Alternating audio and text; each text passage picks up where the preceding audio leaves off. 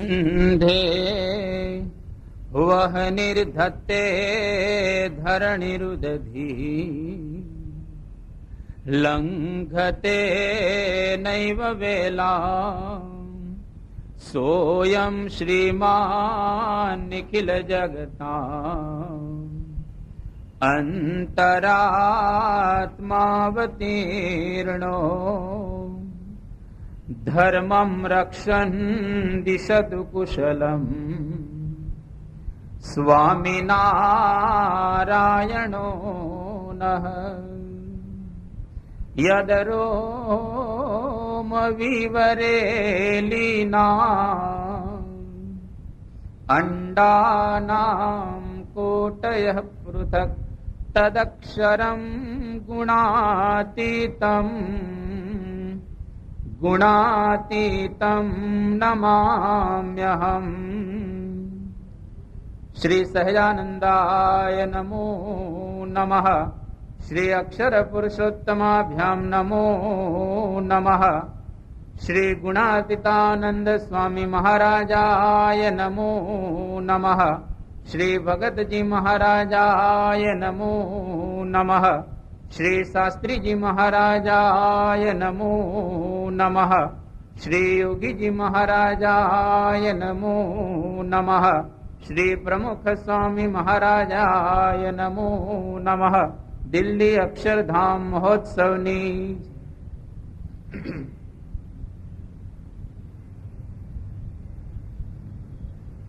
શિક્ષાપત્રી મહારાજના દિવ્ય કર કમળો દ્વારા લખાયેલો સુદિવ્ય ગ્રંથ, જેની પૂર્વ ભૂમિકા શ્રીજી મહારાજે 10 શ્લોક કરી અને આપણને સમજાવી. પહેલા શ્લોકની અંદર શ્રીજી મહારાજે પોતાના જે પ્રિય ભગવાન શ્રી કૃષ્ણ જેનું ધ્યાનરૂપ મંગલ કર્યું. બીજા શ્લોકની અંદર મહારાજે કહ્યું કે આ શિક્ષાપત્રી અમે જ લખેલી છે.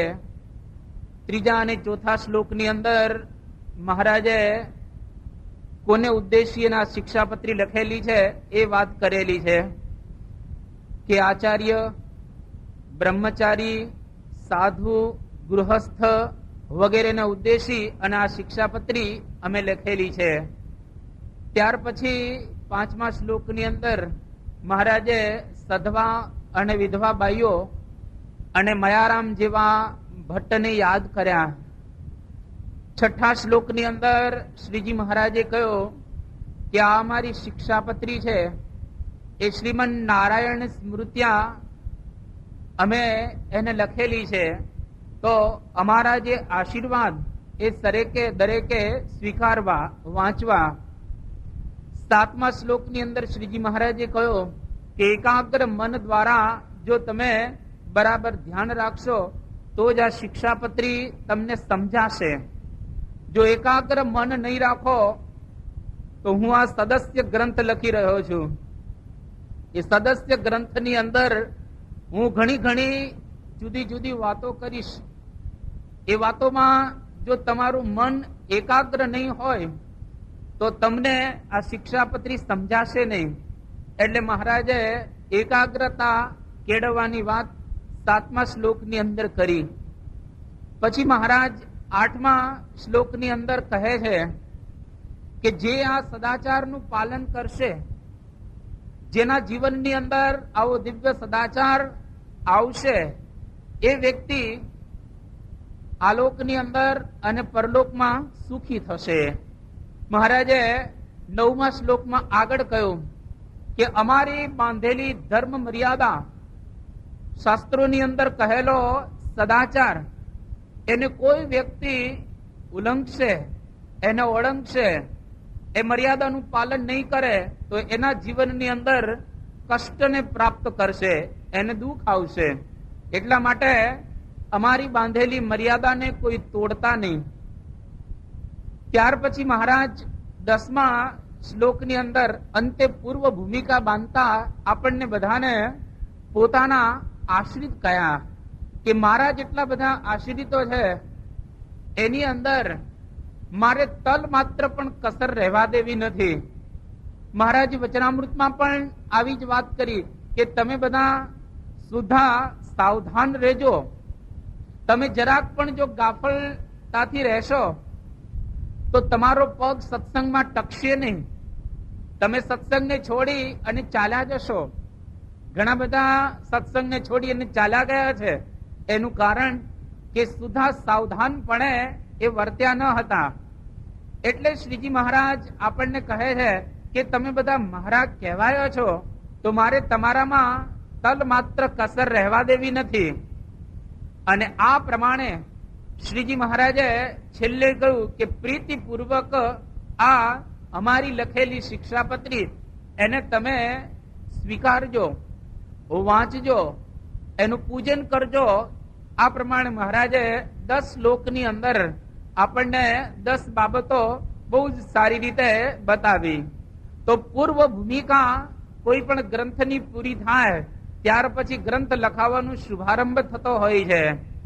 અને શિક્ષાપત્રી એટલે સદાચારની પત્રી, શિક્ષાપત્રી એટલે શિખામણની પત્રી, શિક્ષાપત્રી એટલે આદેશ પત્રી, શિક્ષાપત્રી એટલે ધર્મ ગ્રંથ, શિક્ષાપત્રી એટલે નીતિ ગ્રંથ.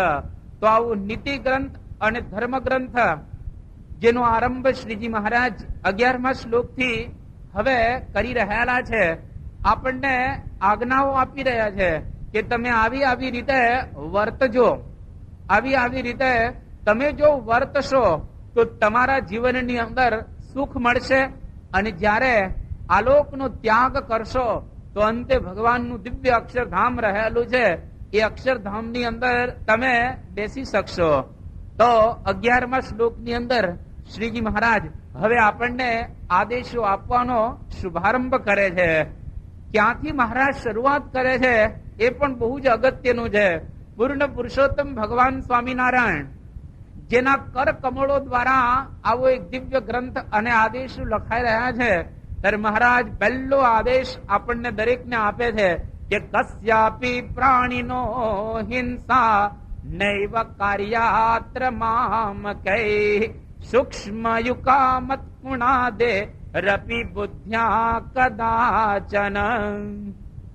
મહારાજે કહ્યો કે અમારા જે બધા આશ્રિતો છે, મામ કૈહી, મારા બધા જે તમે આશ્રિતો કહેવાઓ છો, તો કસ્યાપી પ્રાણીનો હિંસા નૈવ કાર્યાત્ર, આલોકની અંદર કોઈ પણ જીવ પ્રાણી માત્રની હિંસા ન કરતા. કેવા જીવોની હિંસા નહીં કરવાની? સૂક્ષ્મ યુકા મત કુણાદે રપી બુદ્ધ્યા કદાચન. યુકા એટલે લીખ અને મતકુણ એટલે માકડ. તો માકડ અથવા તો લીખ આ બે નાના જીવ છે. શ્રીજી મહારાજે કહ્યું કે માકડ કે લીખ જેવા નાના જીવોની હિંસા પણ ક્યારેય કરવી નહીં. અને આદિથી બીજું બધું સમજી લેવાનું. એટલે શ્રીજી મહારાજે શિક્ષાપત્રીનો આરંભ લૌકિક હિંસા ન કરવી જોઈએ ત્યાંથી એ કરી રહેલા છે. દરરોજ આપણે આરતી બોલીએ છીએ. આરતીની અંદર 11 નિયમો આપણને આપવામાં આવ્યા, જેમાં મહારાજ આપણને સમજાવે છે કે હિંસા ન કરવી જંતુ કી પરત્રિયા સંગ કો ત્યાગ. કોઈ જંતુને મારવા નહીં, કોઈ જીવને દુભાવવા નહીં, કોઈ જીવને આ રીતે મરણને શરણ ન કરવા, એવી મહારાજ અહીંયા આગળથી એ આપણને શરૂઆતમાં શિખામણ આપે છે. શાસ્ત્રોની અંદર પણ વાતો કરવામાં આવેલી છે. વાસુદેવ મહાત્મ્ય નામના એ ગ્રંથની અંદર કે અહિંસા પરમો ધર્મ. અહિંસા એટલે કે કોઈને મારવું નહીં, એ શ્રેષ્ઠ ધર્મ આપણા શાસ્ત્રોની અંદર બતાવવામાં આવેલો છે. મોક્ષ ધર્મ મહાભારતની અંદર ભગવાન વેદવ્યાસ પણ આ જ પ્રકારની વાત એ કરે છે કે અહિંસા પરમો ધર્મ. કે જીવ પ્રાણી માત્રની હિંસા કરવી એ યોગ્ય નથી. મનુષ્ય થઈ અને નાના નાના જીવાણુને મારવા એ પણ યોગ્ય રહેલું નથી. એટલા માટે સ્મૃતિ ગ્રંથોની ભાવના કે ન હિંસ્યાત સર્વભૂતાની, કોઈ પણ જીવ પ્રાણી માત્ર એની હિંસા ન કરવી જોઈએ. શ્રુતિ ગ્રંથોની અંદર અર્થાત આપણા વેદોની અંદર પણ કહેવામાં આવ્યું છે કે મા હિંસ્યાત સર્વાણી ભૂતાની, જેટલા કઈ જીવ જંતુઓ વગેરે છે એ કોઈ જીવની પણ હિંસા ન કરવી જોઈએ. એનું કારણ શું છે? તો મોક્ષ ધર્મ મહાભારતની અંદર રહેલો છે. એની અંદર ભગવાન વેદવ્યાસ બતાવે છે કે અહિંસા સકલો ધર્મ. દુનિયાની અંદર જે કઈ ધર્મો બતાવવામાં આવ્યા છે એમાં સકલ અર્થાત બધા પ્રકારના ધર્મ આવી ગયા.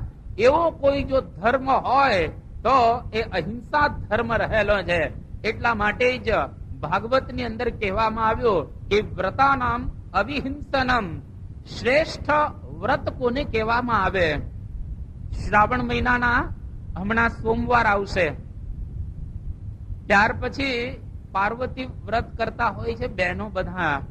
કોઈ શુક્રવાર રહેતા હોય છે, કોઈ શનિવાર હનુમાન દાદાનો એ પણ રહેતા હોય છે, કોઈ વળી ઇતવાર એટલે કે રવિવારને દિવસે વ્રત ઉપવાસ કરતા હોય છે.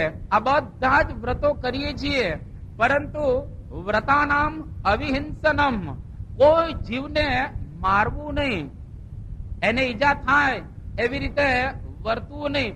એ શ્રેષ્ઠ ધર્મ આપણા શાસ્ત્રોની અંદર બતાવવામાં આવ્યો છે.